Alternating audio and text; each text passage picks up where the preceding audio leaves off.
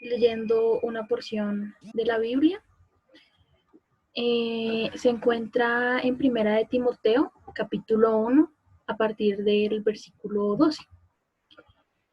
Dice así: doy gracias al que me fortaleció, a Cristo Jesús, nuestro Señor, porque me tuvo por fiel, poniéndome en el ministerio, habiendo yo sido antes blasfemo, perseguidor e injuriador, mas fui recibido a misericordia, porque lo hice por ignorancia, en incredulidad. Pero la gracia de nuestro Señor fue más abundante, con la fe y el amor que Cristo, perdón, con la fe y en el amor que es en Cristo Jesús, perdón. Palabra fiel y digna de ser recibida por todos. Que Cristo Jesús vino al mundo para salvar a los pecadores, de los cuales yo soy el primero. Pero fui recibido a misericordia, para que Jesucristo mostrase en mí toda su clemencia. Por ejemplo, de los que habrían de creer en la palabra de la vida eterna. Vamos a dejarlo ahí en el versículo 16. Entonces, creo que esta semana, la clase pasada, estábamos viendo que pues el pecado tiene una consecuencia fatal, pero sabemos que nosotros en Cristo tenemos una esperanza, y esa esperanza es que sin importar cuánto hayamos fallado al Señor y hayamos pecado en contra de su nombre, tenemos la certeza de que también vamos a ser redimidos en el Señor Jesucristo. Y el apóstol Pablo, que conocemos, se considera como el primero de los pecadores. Y eso nos lleva a reflexionar que todos somos pecadores y que es solamente la gracia del Señor Jesucristo la que nos permite encontrar esa reconciliación y restauración en el poderoso nombre del Señor Jesucristo y en lo que Él ha hecho por nosotros, por nosotras en este caso. Entonces, voy a empezar a compartir pantalla. Voy a empezar a compartir pantalla para empezar ya la lección del día de hoy. Permítanme un segundo mientras organizo las pantallas para poder verlas. Eso. Entonces,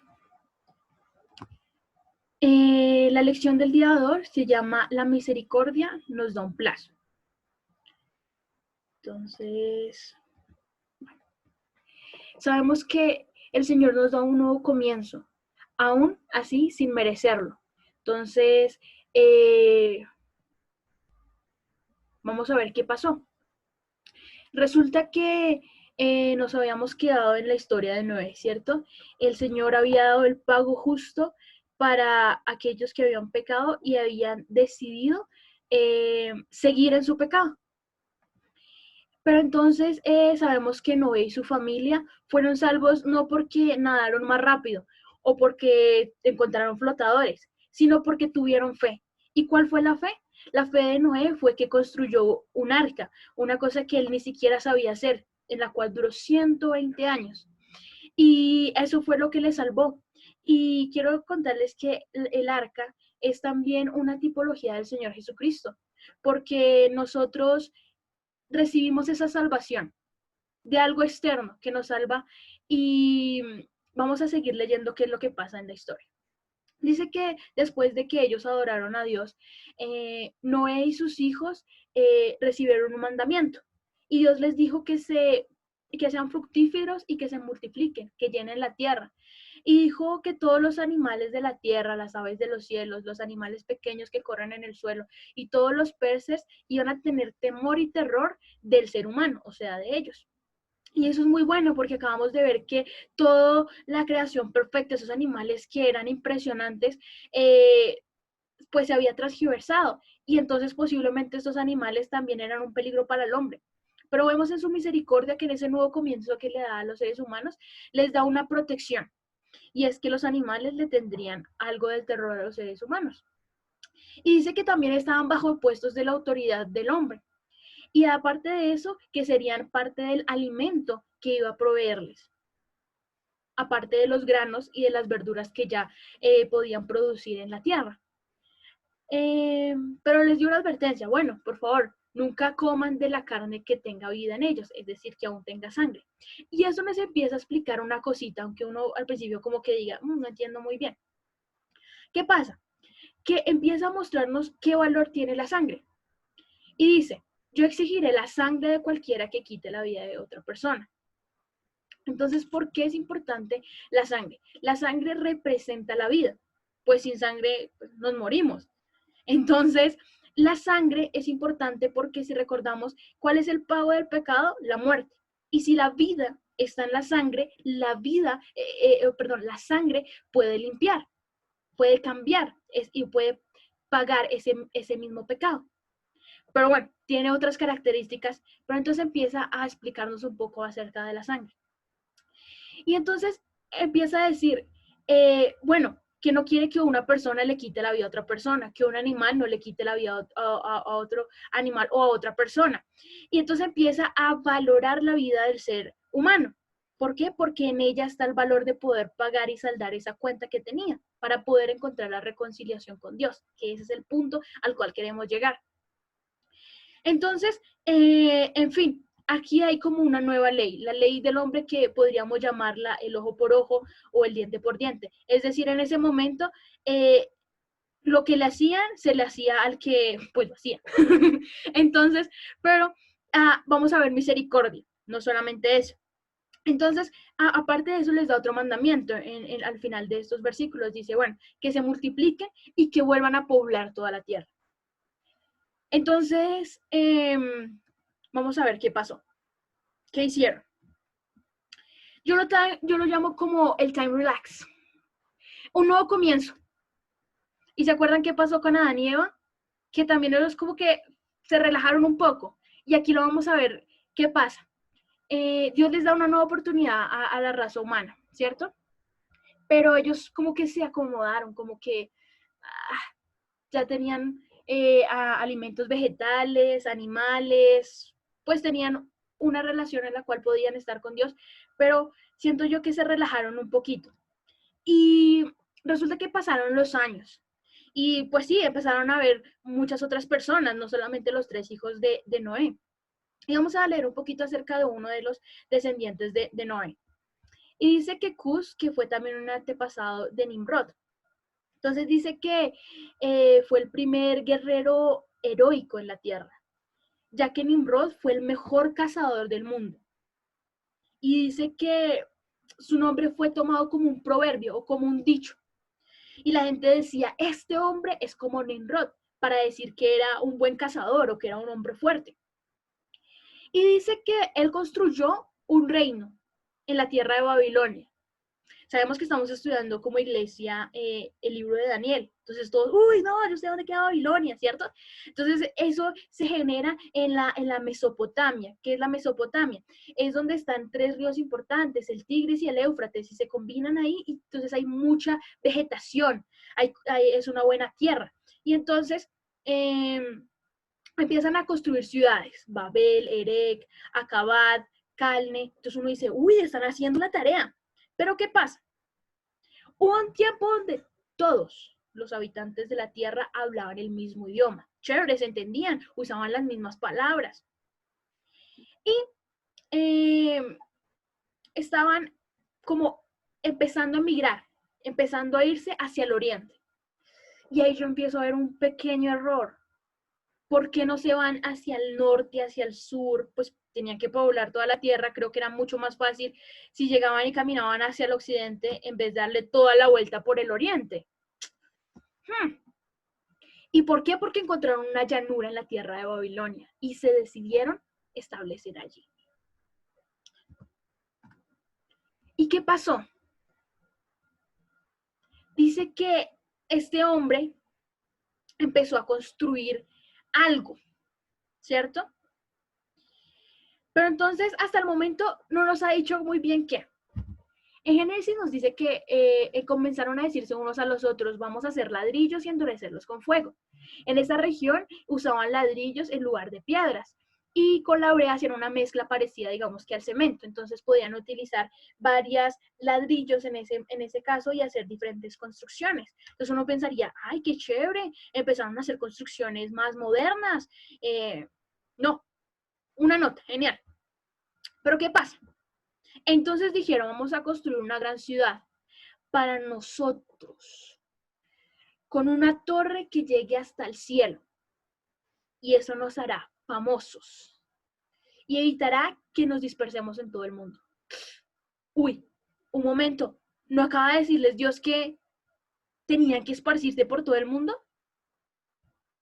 ¿Y ahora están haciendo una torre? ¿Por qué están haciendo una torre hasta el cielo?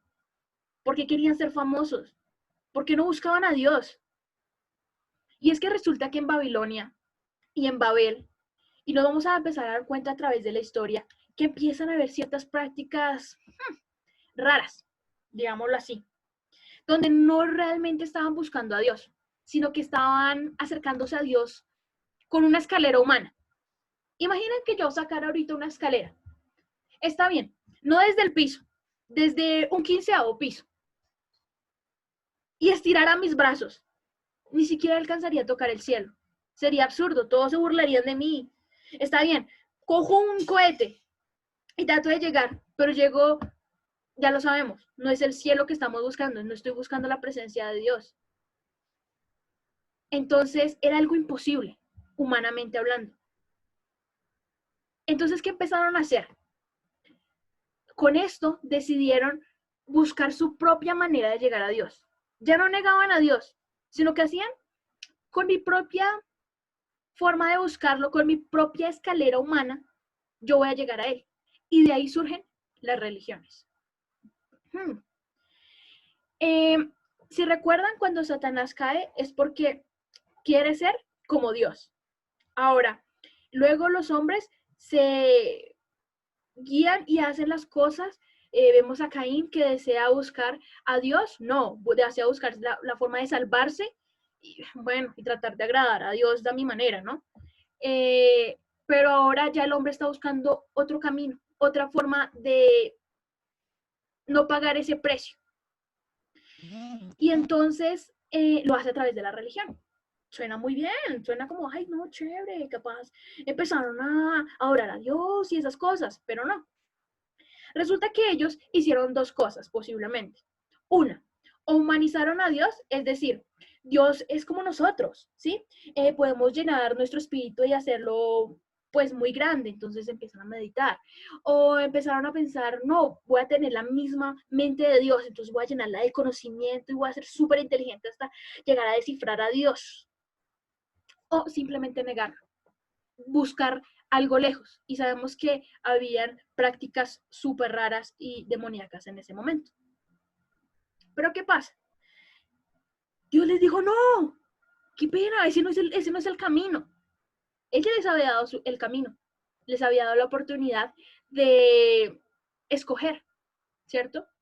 Decidir, ¿cierto? Les había mostrado cómo era la manera correcta. Hubieran podido decir, pero Señor, ¿cómo es así lo de la sangre? ¿Nos podrías explicar un poquito más? ¿Nos podrías? Pero ellos no hicieron eso. Ellos ¿qué hicieron? Al contrario, generaron una torre gigante para llegar a Dios a su manera. ¿Y qué dice? ¿Cómo lo ve Dios desde la perspectiva de Dios? Porque a nosotros nos interesa ver cuál es la perspectiva de Dios en estas cosas. Dice, es cierto, ellos conocieron a Dios, pero no quisieron adorarlo como Dios, ni darle gracias, ni darle las gracias. En cambio, comenzaron a inventarse ideas necias sobre Dios. Y como resultado, la mente se les quedó en oscuridad y confusión. Afirmaban ser sabios. Oh, fue el último invento, los ladrillos, wow. Pero se convirtieron en completos necios.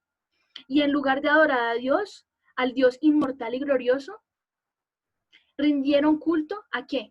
A ídolos, a imágenes humanas de reptiles, a cosas que eran simplemente mortales, cosas que se iban a dañar, que iban a desaparecer con el tiempo. Entonces, ¿qué hizo Dios? los abandonó para que hicieran las cosas, todas estas cosas vergonzosas que deseaban en su corazón. Recordemos que Dios no quiere obligarnos. Dios quiere que este deseo por el cual sentimos hacer algo, no sé, con el deseo que vemos, bueno, a mí me gusta el fútbol, entonces con el deseo que yo veo el fútbol y pongo mi cronograma y yo digo, este día juega, esta hora juega y me emociono y grito y ya peleo con el televisor, ¿cierto? Es algo que vemos una reacción que sale de mi corazón. Pero Dios no quiere, Ana Sofía, no, tú no vas a seguir tu propia inteligencia, tú me vas a seguir a mí. No, mírame a mí, no, no, mírame a mí, no, no, hacia allá no, hacia aquí no. Eso no es Dios, ¿sí? Dios les dice por dónde es y Dios permite que su corazón se deleite en él y que sea algo genuino. Pero si ellos quieren seguir a reptiles, adorar animales, imágenes y hacer un montón de cosas raras, bueno, yo pues te di la oportunidad, te di la manera, pero pues si tú no me reconoces ni siquiera como Dios, pues es la decisión que tú tomas. Y como resultado, uno podría decir, y como resultado de eso se dieron cuenta que estaban equivocados. No. Como resultado, usaron sus cuerpos para hacer cosas viles y desagradables entre sí. Terrible. Perversión total. Cambiaron la verdad acerca de Dios por una mentira y se rindieron, o sea, mejor dicho, se entregaron totalmente a servir esas cosas que Dios creó, no a Dios, sino al sol, a la Pachamama, a la energía, al universo, a las estrellas, al fuego. ¿Y qué del Creador? ¿Y qué de Dios? El cual es digno de alabanza eterna, y yo diría por los siglos de los siglos. Amén. Concepto y quick fact. Un amén significa estar de acuerdo con lo que acabas de decir.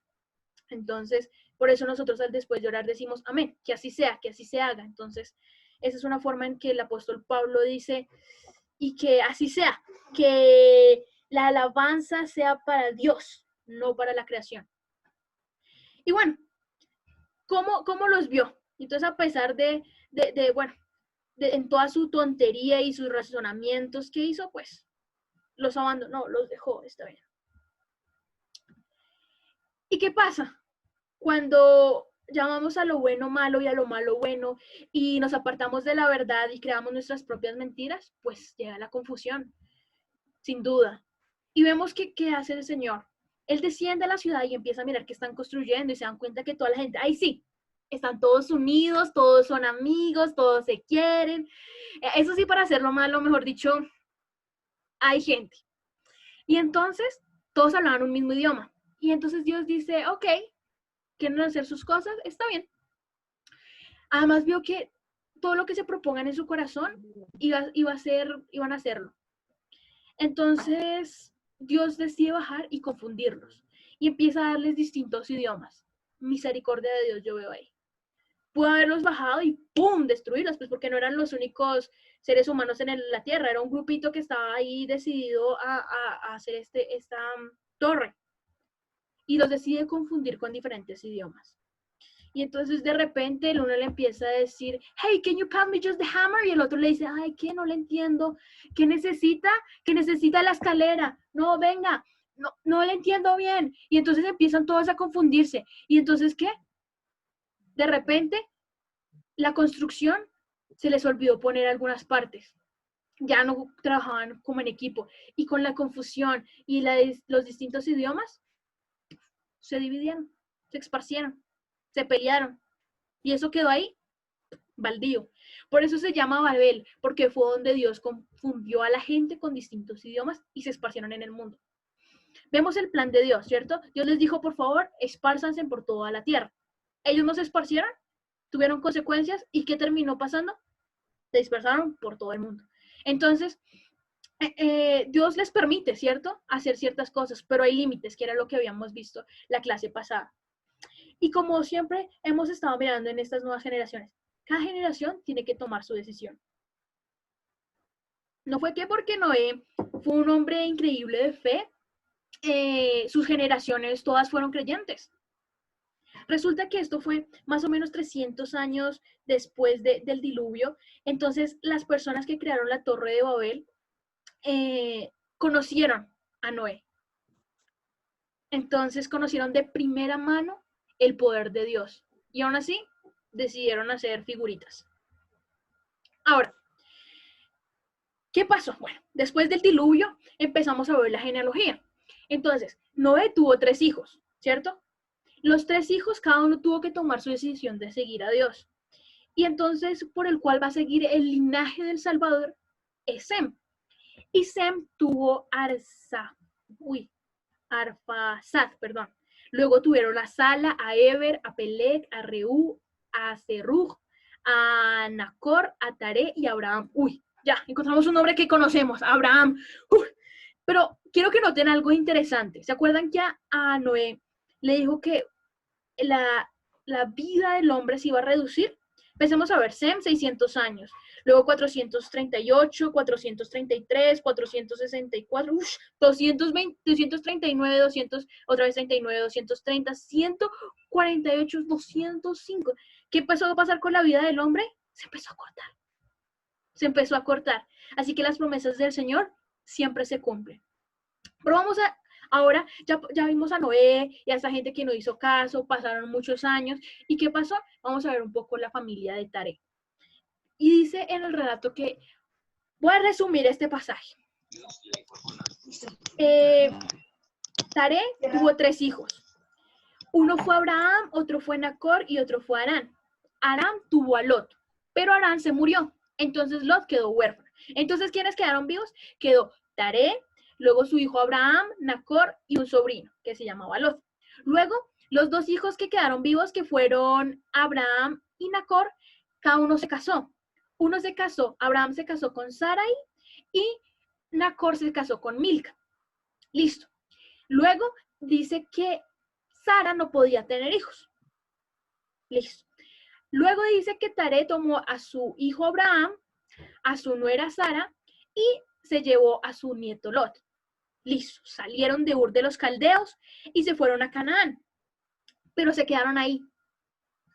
Y Taré vivió, pues llegó hasta su límite de edad, que fueron 205 años, y murió. Entonces nos deja ahí como un resumen. Entonces uno diría, familia normal. Papá, mamá, hijos se casaron, sobrino, desgracia en la familia, murió Harán, se cambiaron de casa. Pero que vamos a ver un poquito más de la familia de Taré, espiritualmente. Nos interesa mucho la vida espiritualmente de nuestros personajes. Y dice Josué acerca de esta familia, y dijo al pueblo, esto dice el Señor de Dios de Israel. Hace mucho tiempo, Josué, para que sepan, está después en la historia, mucho después. Entonces él está hablando de lo que ya sucedió. Dice que en nuestros antepasados está uno que se llama Taré, que fue el padre de Abraham y de Nacor, que vivía al otro lado del Éufrates. ¿Se acuerdan? El Éufrates, la Mesopotamia, Babilonia, listo, ese es el río. Entonces están ahí en el mismo lugar, más o menos. Y entonces dice que ellos fueron unos hombres de Dios. ¡Ay, cómo adoraron a Dios! Ah, no, eso no dice. Dice, rindieron culto a otros dioses. ¡Wow! Pero ¿qué hizo Dios? Tomó a un antepasado. ¿Tomó a quién? A Abraham. Oigan, pero este señor seguía un culto a otros dioses. Sí, porque es que todos venimos de ahí, de un mundo pecador, de un mundo caído, de familias rotas. Pero ¿saben qué? Eso no es impedimento para que Dios nos tome, nos rescate, nos limpie, nos transforme. Y eso fue lo que hizo con Abraham. Dijo que, bueno, pues está en un lugar lleno de gente que alaba a dioses ajenos y quién sabe qué otras prácticas raras tendrían y hasta, pues, muy heavy, muy malas. Entonces dice que lo iba a guiar a otras tierras, hacia el otro lado. Entonces, en el mapa podríamos, no tengo un mapa ahí, hubiera sido bueno, ya ves que el Éufrates está más hacia el oriente, ¿sí? Y pasando hacia el lado occidental del Éufrates está al lado de Canaán, que futuramente y lo conoceremos hoy como el país de Israel. Entonces, bueno, ¿qué pasó? Bueno, bueno, ahí es un spoiler alert que iba a tener un hijo que se llama Isaac, pero bueno.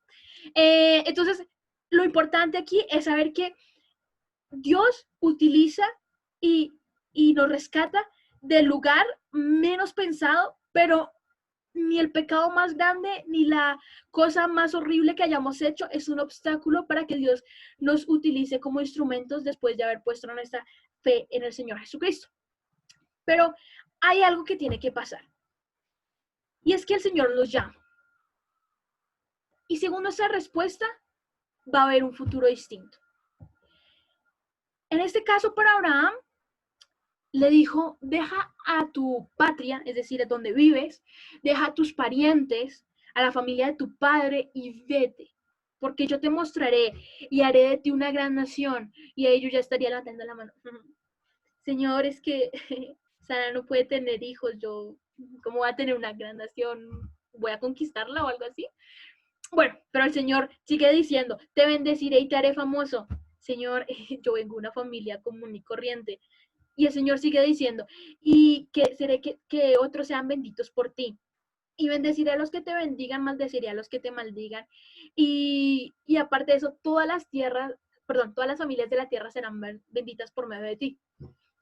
Y yo quedé, y Abraham, uy, ¿qué hago? ¿Cierto? Es una promesa increíble. Cualquiera diría, no, famoso, uy, naciones, uy, todos van a reconocer, va a ser de bendición. Pero recuérdense que él lo tomó de una familia común y corriente, dada a ídolos. Pero el Señor es tan increíble que cuando lo aceptamos, Él transforma nuestra vida para bendición a otros. Y lo que nos está diciendo es que sí, tu vida será bendición a otras personas si tú crees en el Señor Jesucristo. Pero vamos a ver por partes, ¿cierto? Entonces vemos las 6 partes de la bendición, pero sin duda uno empieza a pensar, necesita un hijo pues para tener una nación y tener un pueblo. Pero bueno, ¿qué dice Hechos? Dice que Dios se le apareció a Abraham en Mesopotamia y dice que para que se estableciera en Harán.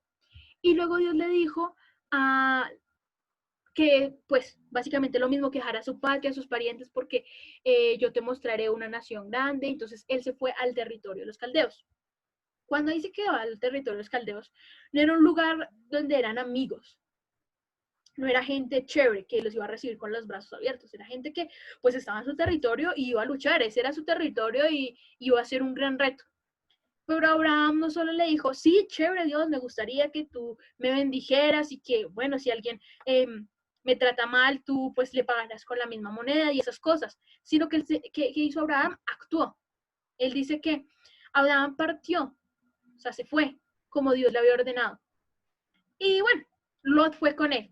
Podríamos pensar con esta conjugación que Lot se les pegó al combo. O posiblemente Abraham se sentía responsable porque era pues su sobrino, no tenía un padre y pues iba a cuidar de él.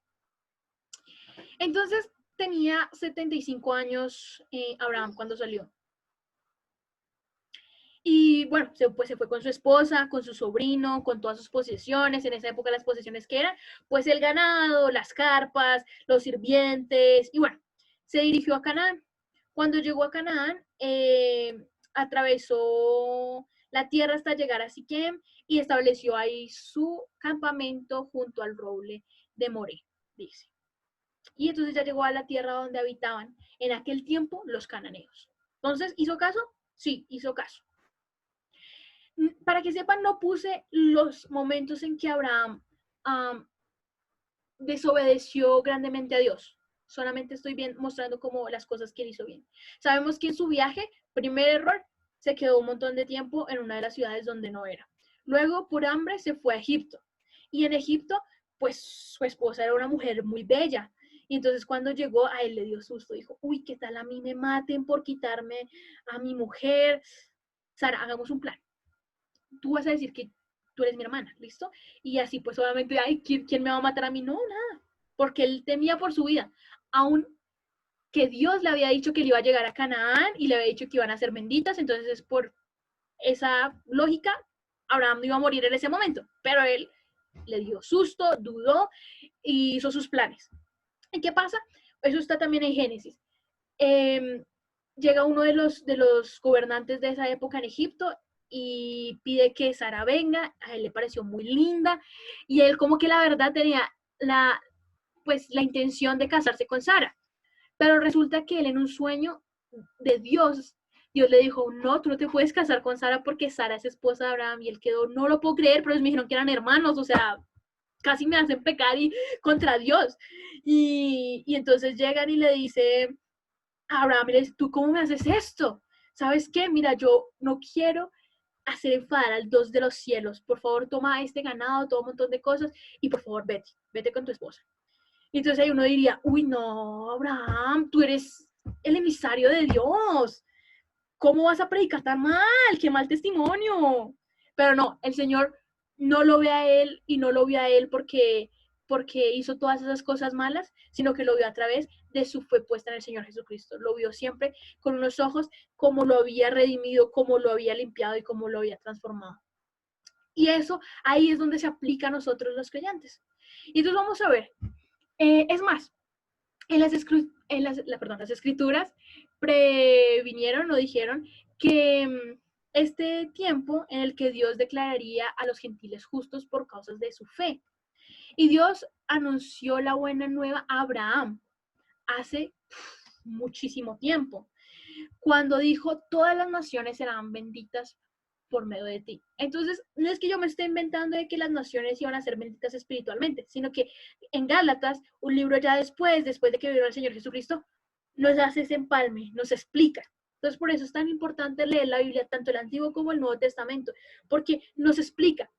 Porque si vemos la vida de los hombres pues de la Biblia, por decirlo así, veríamos muchas cosas raras. Este señor mintió, este señor dudó, uy, no, ¿qué es esto? Pero si lo vemos a través y el filtro de Dios, de la transformación que Él hace en nuestras vidas, sí, nos damos cuenta que nos equivocamos, que somos pecadores, pero que Él nos ve a través del Señor Jesucristo. Y ahí es donde nos ve santas, puras, perfectas, nos ve con propósito.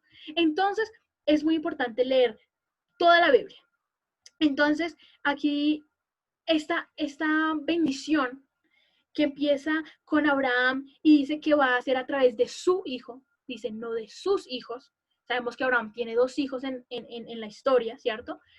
Pero es solamente a través del hijo de la promesa. Entonces, no es que hayan dos caminos para Dios, hay solo uno y es el que Dios da, de la forma que Dios lo da. Entonces, también hace referencia a ese hijo al Señor Jesucristo. Por eso dice que es solo uno, porque solamente es a través del Señor Jesucristo que podemos tener la vida eterna. Y entonces dice algo precioso, porque ahora, entonces ahí venimos los beneficiarios y todas las naciones son benditas a través de Abraham. Y dice porque a los que pertenecemos a Cristo son los verdaderos hijos de Abraham, sus herederos y de la promesa, porque entonces ahí se hace efectiva. Entonces, por eso es muy relevante esta historia para nosotros.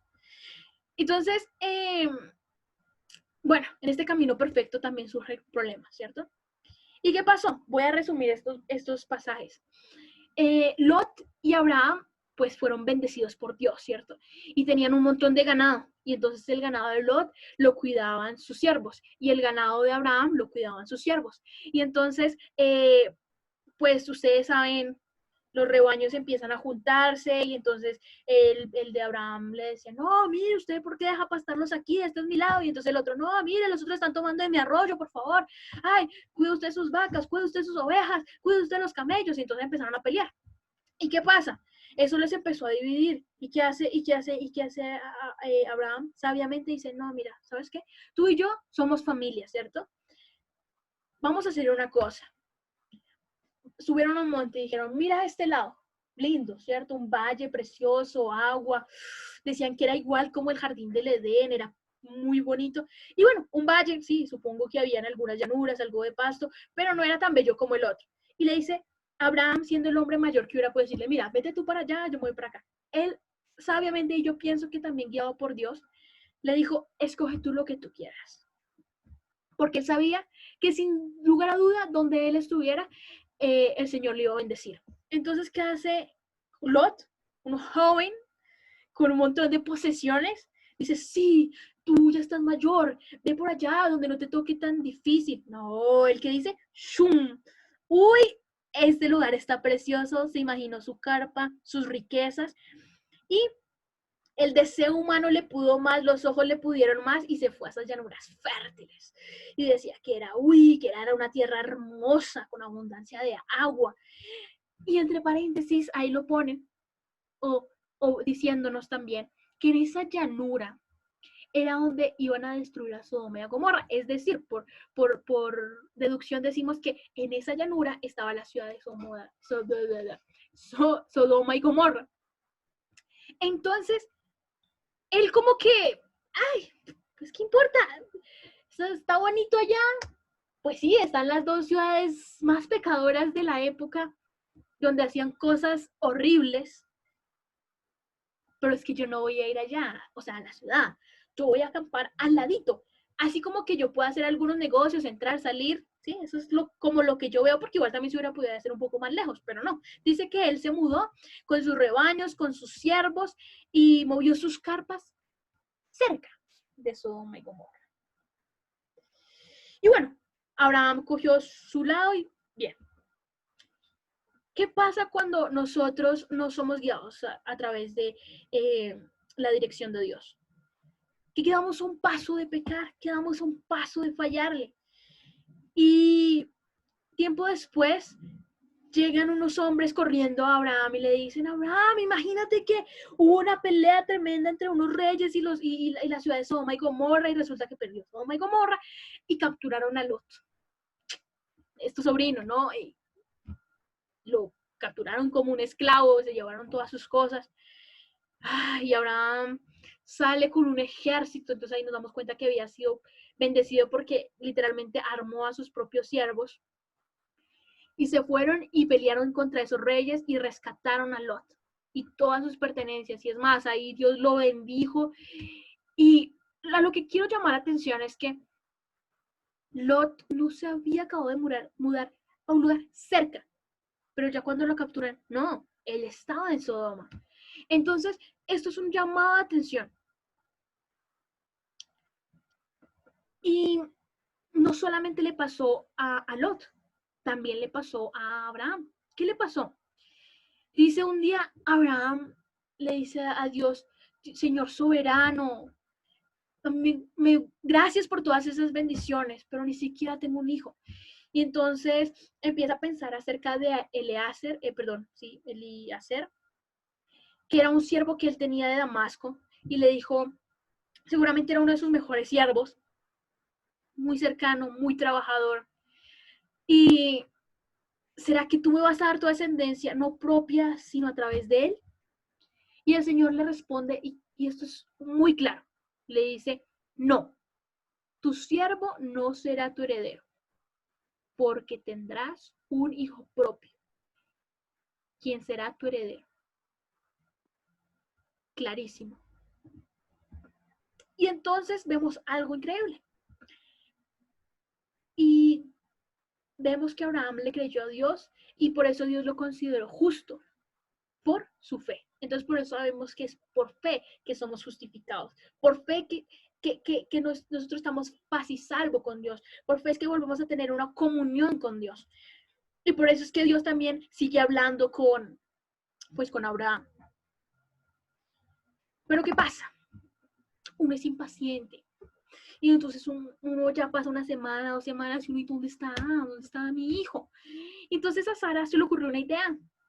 Oiga, yo tengo una sierva. Y en esa época era una costumbre, pues que la sierva se podía acostar con el, por decirlo así, con el patrón, y el hijo que nacía era como el hijo propio. Entonces dijo, así podemos hacerlo, vamos a ayudarle a Dios.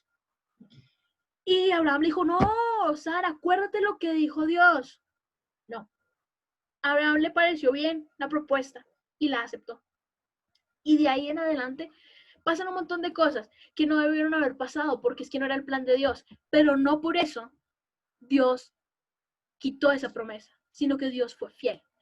Y bueno, Vamos a dejarlo ahí en continuará esta parte. Vamos a seguir con otra cosa que le pasó a Lot. Estamos viendo la vida de Lot y Abraham. Es como, vamos viendo las vidas al mismo tiempo. Pero entonces tenemos que recordar que el pecado sí Dios lo juzga, ¿sí? No es que Dios haya hecho con el pecado de Abraham, no voy a ver cómo él hizo eso tan malo. No, es que Dios lo veía a través del Señor Jesucristo. Pero bueno, ¿qué pasa con Sodoma y Gomorra?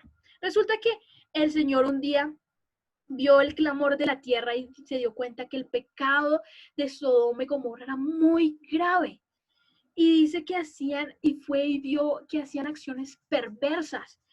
Y entonces bajó, y no solo bajó y vio eso, sino que se acercó donde estaba Abraham y le empezó a contar, mira, voy a destruirlo.